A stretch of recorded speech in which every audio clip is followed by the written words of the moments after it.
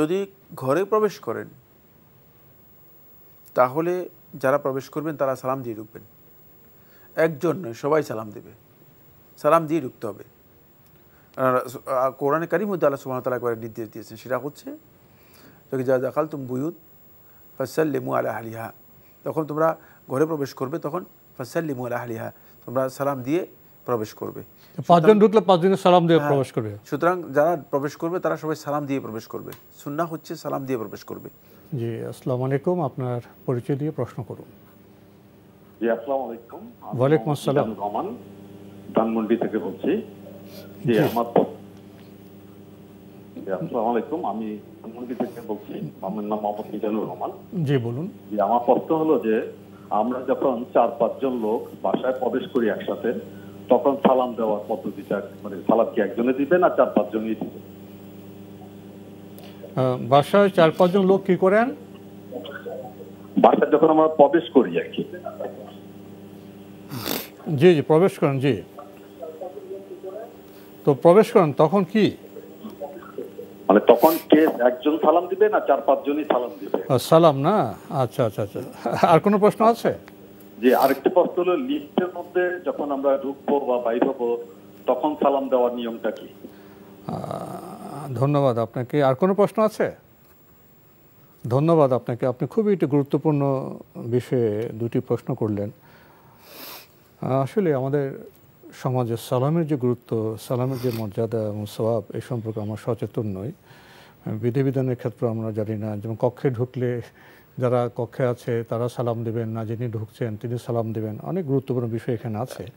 তো আপনার প্রশ্ন হলো, 4-5 জন যখন কোনো একটি কক্ষে আপনারা প্রবেশ করবেন বা বাসায় ঢুকবেন, তখন কি 4-5 জনই সালাম দিয়ে ঢুকবেন না একজন সালাম দেবেন?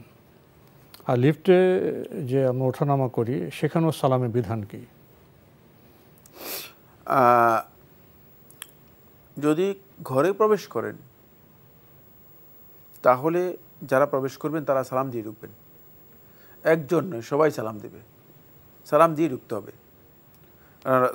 কোরআনে কারীমের মধ্যে আল্লাহ সুবহানাহু ওয়া তাআলা একবার নির্দেশ দিয়েছেন, সেটা হচ্ছে যা দাখালতুম বুয়ুত ফাসাল্লিমু আলা আহলিহা, তখন তোমরা ঘরে প্রবেশ করবে তখন ফাসাল্লিমু আলা আহলিহা, তোমরা সালাম দিয়ে প্রবেশ করবে।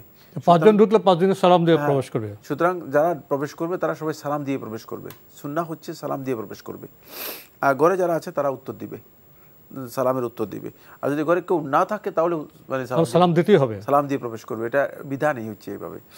আর লিফটের জন্য সালাম নেই, লিফটে প্রবেশ করার জন্য সালাম নেই। লিফট কোনো ঘর নয়। লিফটে যদি আপনি কোনো লোক থাকে তাহলে আপনি তাকে সালাম দিতে পারেন। মানে লিফট ঘর নয়।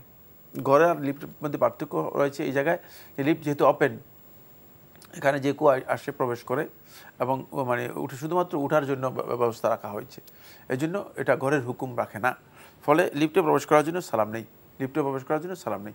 বাকি লিফটে যদি আপনি উঠেন আর দেখেন যে সেখানে কোনো একজন মুসলিম আছে, পরিচিত লোক আছে, অথবা অপরিচিত লোক হোক কিন্তু মুসলিম, তাহলে আপনি তাকে সালাম দেবেন, আপনি সালাম দিবেন। যিনি প্রবেশ করবেন তিনি সালাম দিবেন, যিনি প্রবেশ করবেন তিনি সালাম দিবেন। আমরা জানলাম লিফটে যিনি প্রবেশ করবেন তিনি সালাম দিবেন, তবে লিফট আর ঘর এক বিষয় নয়, সেটাও আমরা জানলাম। নতুন প্রশ্নে যাচ্ছি। আসসালামু আলাইকুম, প্রিয় দর্শক, পরিচয় দিয়ে প্রশ্ন করুন। আসসালামু আলাইকুম। আসসালামু আলাইকুম। ওয়ালাইকুম আসসালাম, কে বলছেন, কোত্থেকে বলছেন? জি, উত্তরা থেকে বলছিলাম, তাহসিন আহমেদ। জি, বলুন।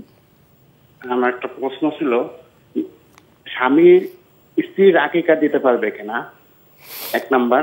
আর একটা ছিল, এই বিষয়টা আর কি একটু আমাকে জানাবেন। যে স্বামী স্ত্রী আকিকা দিতে পারবে কিনা, আর কোনো প্রশ্ন আছে? ধন্যবাদ আপনাকে, খুব একটা প্রশ্ন করলেন। হ্যাঁ, আকিকার তো নির্দিষ্ট সময় আছে। এখন আপনি জানতে চাচ্ছেন স্বামী কি স্ত্রীর আকিকা দিতে পারবেন? না, এই সম্পর্কে মানে কিছু বলার সুযোগ নেই। কারণ হলো আকিকা তো আসলে মানে স্বামীর উপর ওয়াজিব বিষয় না বা স্বামীর উপর সুন্নাত বিষয় না। বাবা মা সন্তানের আকিকা দিবেন, সন্তান এর আকিকা হয়ে থাকে। আর আকিকা হয়ে থাকে মূলত শিশুদের জন্য, শিশুদের পক্ষ থেকে আকিকা করা হয়ে থাকে। মানে ওখানেই স্পষ্ট করা আছে, যেমন সেখানে মৌলুদ শব্দ রয়েছে, নবজাতক, সেখানে গোলাম শব্দ রয়েছে, শিশু। কারণ সুতরাং মানে এর জন্য আকিকার কথা এসেছে, কোনো মানে বয়স্ক পুরুষের জন্য অথবা ওখানে স্বামী স্ত্রীর বিষয় আসেনি। বিবাহিত নারীর জন্য আকিকার বিষয় আসেনি। সুতরাং আকিকার বিধান এখানে প্রযোজ্যই নয়।